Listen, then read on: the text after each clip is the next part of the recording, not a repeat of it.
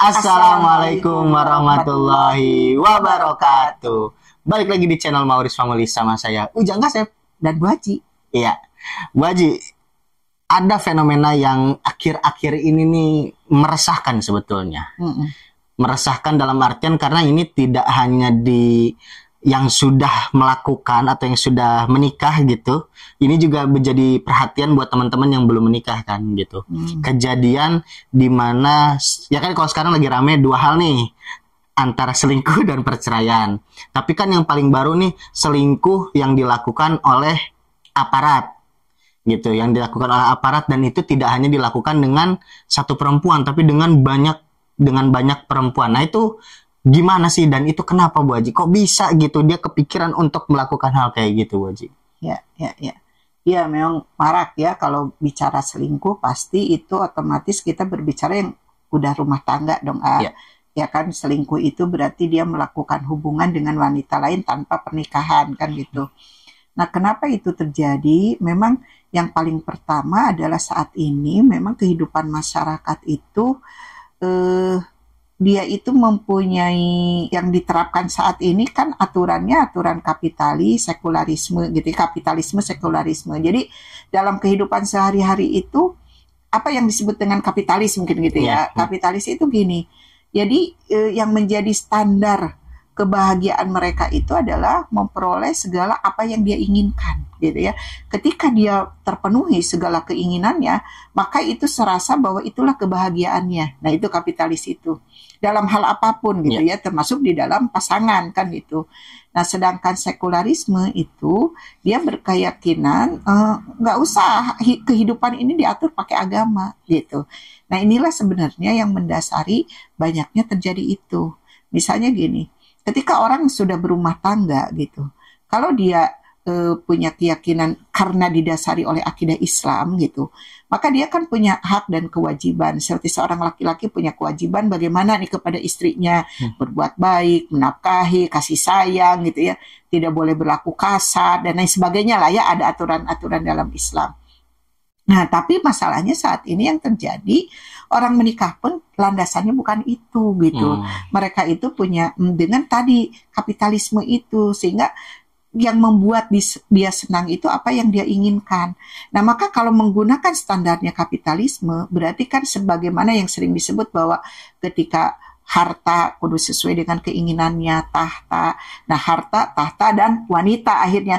Ketika harta dia, makanya bisa jadi dia korupsi, mencuri, apa aja lah yang dia lakukan. Selama itu menjadikan kebahagiaan dia, itu bakal dikejar gitu ya.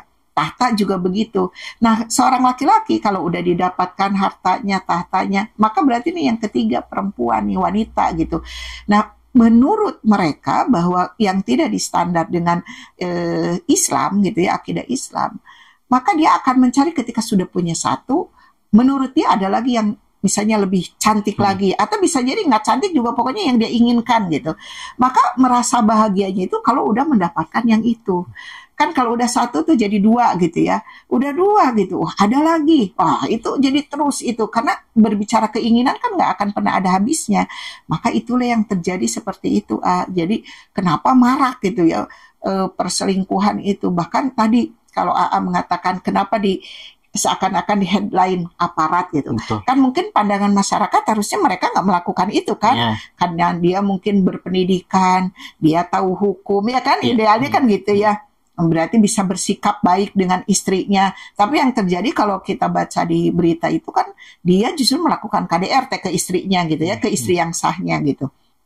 Nah, jadi itu yang terjadi sehingga yang seharusnya kalau di dalam Islam kan ketika sudah punya istri gitu, berarti dia berkewajiban penuh dengan kasih sayang gitu ya dan lain sebagainya.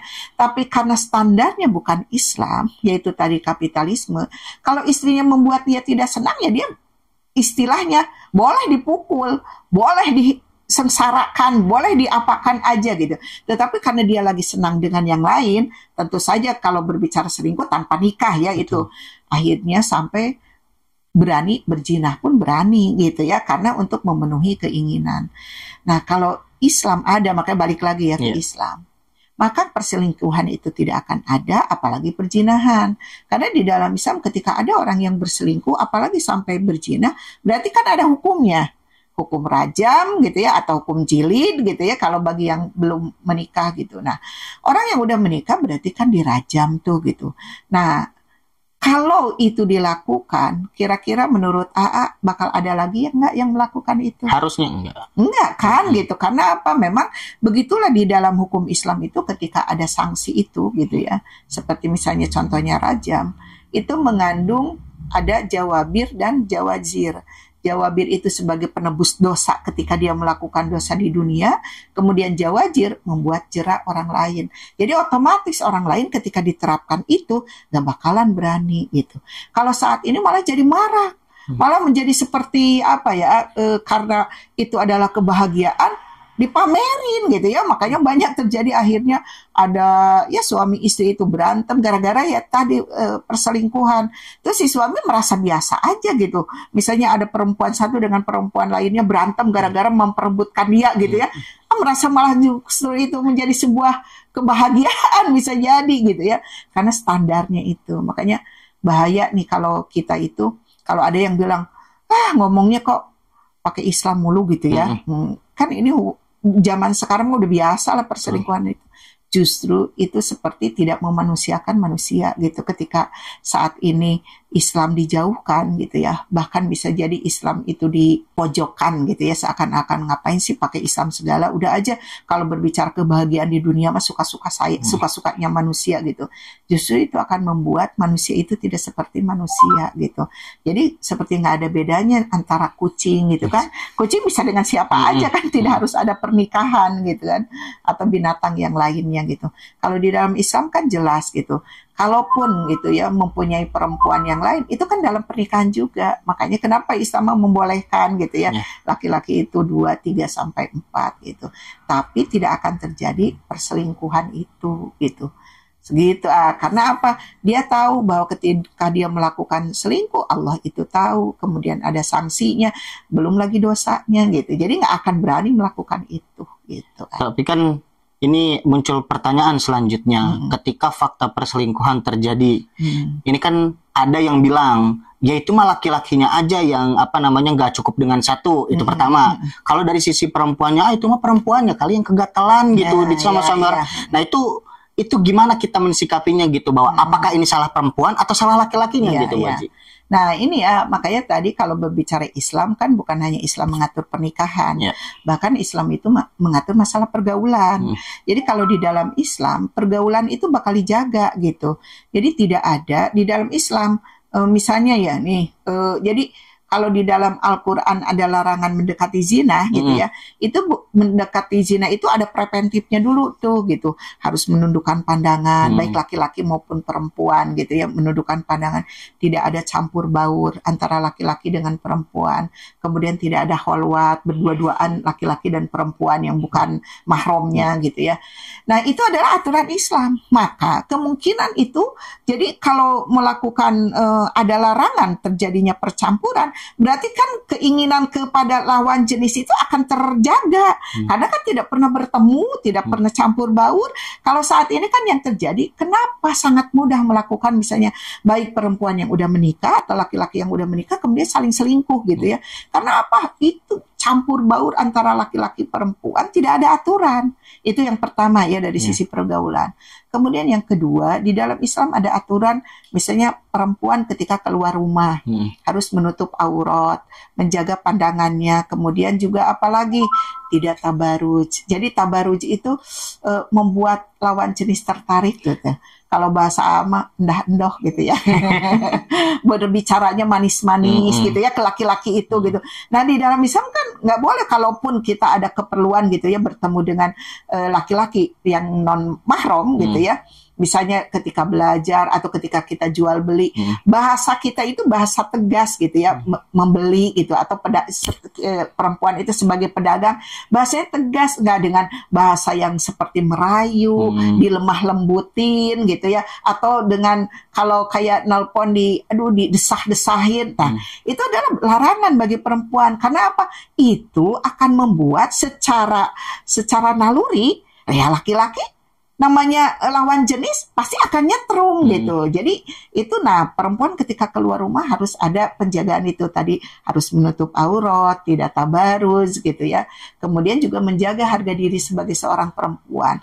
Nah, laki-laki juga begitu, ketika keluar rumah dia juga harus menundukkan pandangan gitu ketika dia bertemu dengan lawan jenis. Jadi hal yang itu dan nggak tadi campur baur, maka itu akan menghindarkan dari perbuatan yang selanjutnya yang akhirnya mendekati kepada perjinahan itu. Jadi kalau bicara itu salah laki atau perempuan, ya salah dua-duanya bisa jadi gitu kan. Hanya pemicunya itu namanya naluri, terpicunya itu adalah rangsangannya dari luar gitu. Kalau seorang laki-laki menundukkan pandangan kan nggak ngelihat perempuan, bukan berarti jadi merem ya keluar gitu. Tapi sadar ketika lihat perempuan yang mungkin bisa menarik hatinya, dia tundukkan pandangannya. Dia tidak akan terus dipandang, bahkan setelah dipandang ditanya nomor HP-nya, diikutin gitu. Jadi terjaga. Perempuan juga sekarang kan begitu.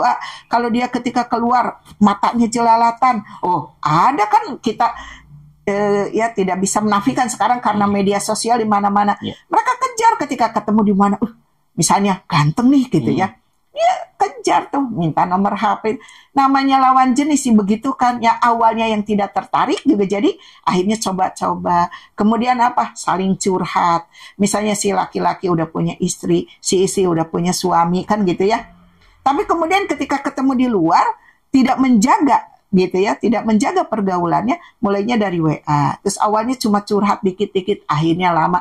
Nah, namanya laki-laki dan perempuan itu ada interaksi, otomatis itu bakal ada setrum. Nah, disitulah mulai gitu ya, karena masing-masing udah punya keluarga, perselingkuhan itu terjadi gitu aja. Jadi bukan hanya misalnya perempuannya dong yang disalahin laki-lakinya, yaitu dua-duanya gitu ya. Makanya di dalam Islam ada pengaturan pergaulan gitu, sistem pergaulan. Jadi laki-laki dan perempuan itu sangat kecil sekali pertemuannya, kecuali pertemuan yang memang diperbolehkan. Tadi dalam hal apa? Pendidikan, seseorang guru dengan murid, pedagang dengan pembeli gitu ya. Atau ketika naik kendaraan umum antara sopir dengan penumpang gitu. Itu kan tidak bisa dihindari gitu. Makanya sebatas hanya kebutuhannya. Tidak ditambah dengan ngobrol dengan sopir gitu ya. Ngobrol nanya, nggak sebatas misalnya nunjukin mau kemana, mau ke Depok, bukan gitu. Tapi abang berapa anaknya? Ibu anaknya berapa? Awalnya jadi itulah jadi terjadi yang hal-hal yang akhirnya berlanjut gitu. Iya, tapi kan ini bukan fenomena yang baru terjadi ya kan Bu Haji. Benar. Semenjak ada sosial media, ini semua gampang meledak, dor aja. Dan pertemuan juga semakin ya tidak bisa terhindarkan. Iya. Gitu ya.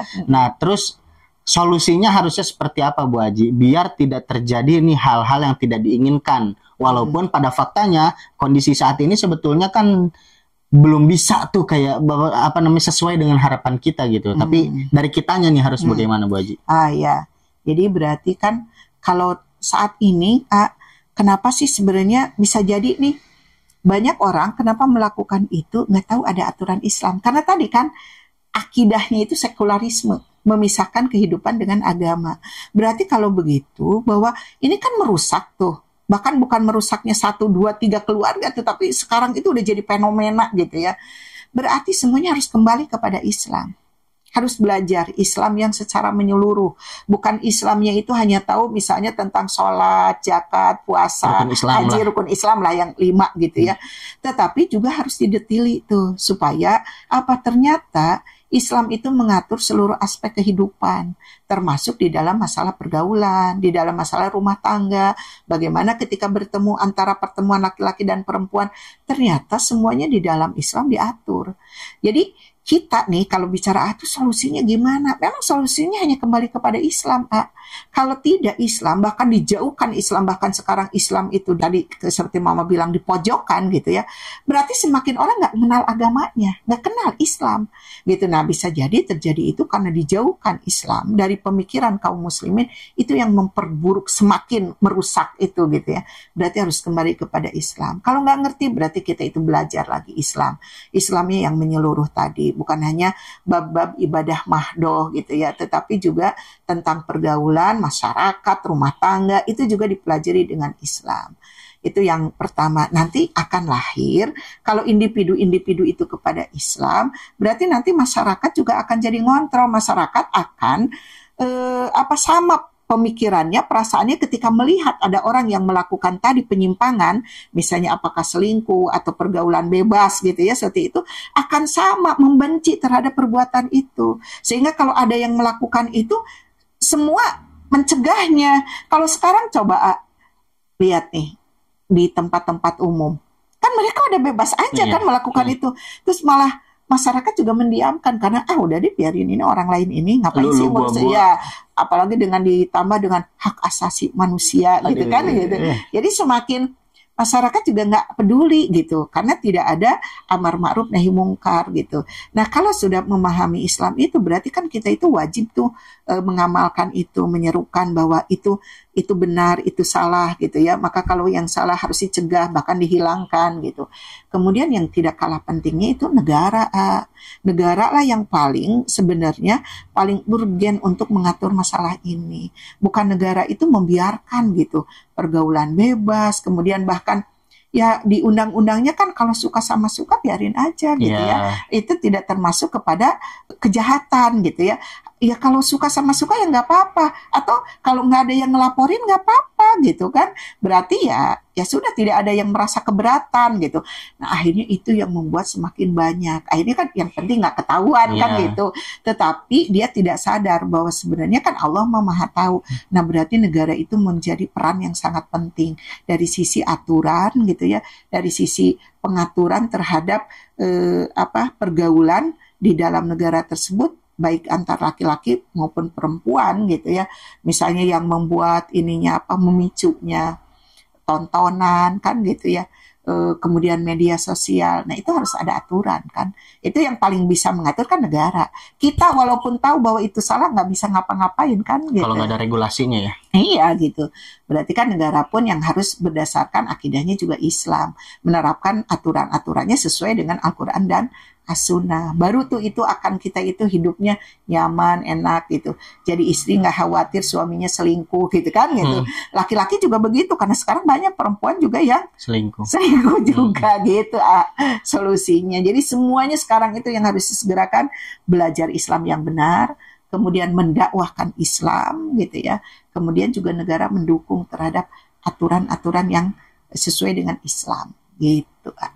Gitu teman-teman, ini pembahasan terkait hal-hal yang begitu dekat, relate, dan terjadi kita sering banget lihat. Ini semoga menjadi perhatian buat teman-teman, mau yang laki-laki maupun yang perempuan, bahwa standar yang harus kita terapkan adalah standar Islam. Kita ketemu lagi di video selanjutnya. Saya Ujang Kasep. Dan saya Bu Haji. Kita pamit undur diri. Wassalamualaikum warahmatullahi wabarakatuh.